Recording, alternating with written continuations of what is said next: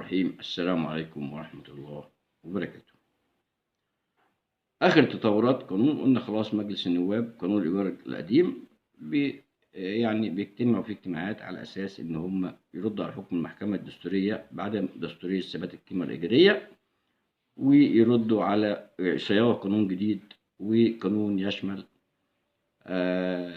يعني الوحدات الغير مستغلة والعقارات القليلة للسقوط والشقق السكنية كلها، وهيجمع معاهم إن شاء الله المحلات اللي هي يعني اللي يمكن يطبق عليها إن شاء الله هو اللي هيطبق، كله متفق على ذلك، اللي هو كما طبق في الأشخاص الاعتبارية. ليه؟ إن الناس كانت طالبة إن هو يطبق مع الأشخاص الاعتبارية، وقال لك لا سلم وأمن وكده، هو تخوفوا الناس زي ما هم دلوقتي بيعملوا.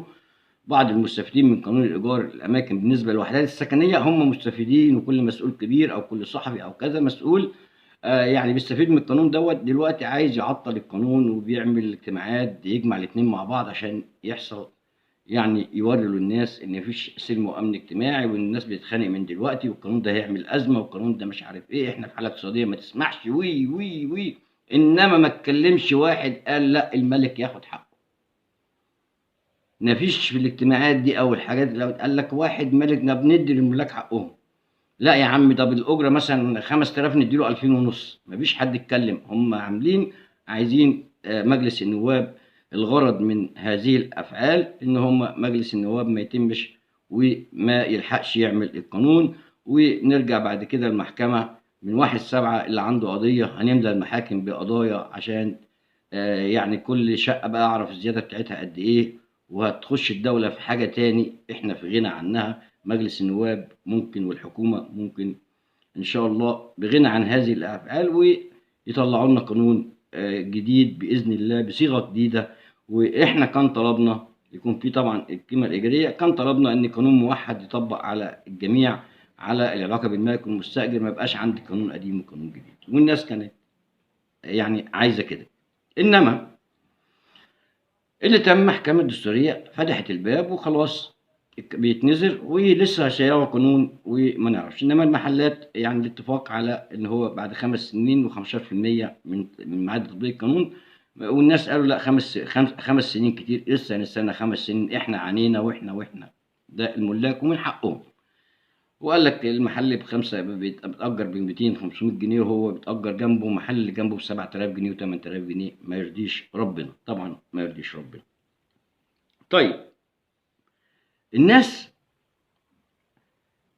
صوتها عالي الملاك، وبدأت بعض المستفيدين من القانون القديم يعملوا شوية ألاعيب. قلت لكم هم عاملين غرفة طوارئ، وعارفين غرفة عمليات، وغرف للرد والاستشارات والاستفسارات والرد على الناس. قسموا نفسهم تقسيم بلوكات، ان هم اعداد كبيره، سكان كتير، المستاجرين دول كتير غير الملاك. يعني لو عندي 50 مالك عندي 2000 مستاجر، فهم كتير. فنظموا وعملوا بلوكات، بس مش اصحاب حق. الدوله والسيد الرئيس فاهم الكلام ده، فاحنا مش عايزين نديهم حق. يقول لك احنا مش في وقتها سلم اجتماعي، بلاش اجتماعات معاهم خالص، قولوا رايكم، اتواصلوا، اشتركوا، اعملوا اي حاجه.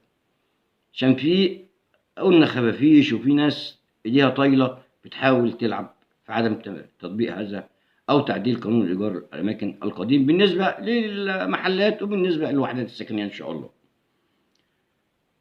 الملاك بيقول لك احنا اتظلمنا جدا. مفيش طبعا، احنا عشان بس من الكلام دوت اللي انا هقوله ما يبقاش مؤثر على الدوله بتاعتنا، لا، احنا قلنا ان السيد الرئيس والحكومه بتاعته استلمت على كده، وكان في قوانين استثنائيه، وكان في حروب، وكان في كذا، وكان في ظروف. طلع القوانين الاستثنائيه ديت طلعت واتطبقت في هذه الظروف. قانون استثنائي في ظروف استثنائيه، هو اللي كان مفروض بعد ما الظروف تنتهي يرجع الشيء كده الى ما كان عليه. انما كانت الدولة بتتدخل في تحديد القيمة الإيجارية، ومين اللي يسكن ومين اللي يقعد، ومين اللي يدفع خليه ورجل، لو دفع خليه ورجل مفيش حاجة اسمها خليه ورجل، وفرضت قيمة معينة ومدة أبدية لعقد الإيجار في ظروف، هذه الظروف كان مفروض الظروف مش هتقعد 104 سنة زي ما واحد قال. من سنة كام؟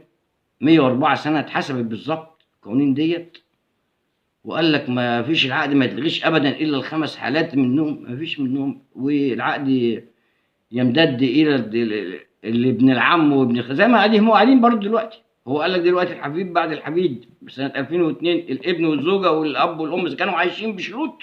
لا ده في ناس غريبة قاعدين دلوقتي في الشقق، الملاك ما يعرفوش مين دول. المهم الملاك بيقولوا ما من دولة في العالم المالك أو ورثته أو ورثة المالك يعني بيشحتوا إلا في مصر. والمستأجرين يقولوا، والمستأجر يقول أنا معايا القانون. ده احتلال. أقولها تاني، الملاك بيقولوا ما من دولة في العالم المالك أو